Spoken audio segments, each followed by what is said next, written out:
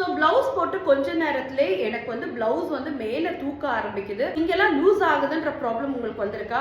So கொடுக்குற இந்த சின்ன டிப் மட்டும் ஃபாலோ பண்ணுங்க, உங்களுக்கு இனிமேல் அந்த ப்ராப்ளம் வராது.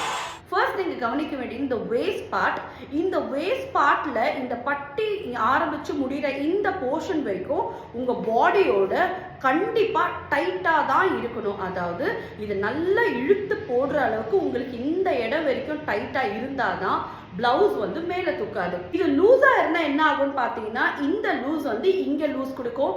ஒன்ஸ் இது லூஸ் ஆச்சுன்னா இது மேல வரைக்கும் இப்படி லூஸ் ஆயிடும். பாத்தீங்கன்னாலே உங்களுக்கு தெரியும். அதே மாதிரி இந்த இடத்துல ஆர்ம் ஹோல் பக்கத்துலயும் லூஸ் கொடுக்க ஆரம்பிக்கும்.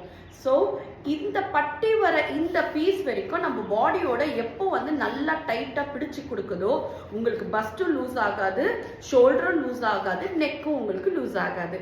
வெறும் இந்த சின்ன டிப் மட்டும் ஃபாலோ பண்ணுங்க, உங்களுக்கு பிளவுஸ் ஃபிட்டிங் சூப்பரா இருக்கும்.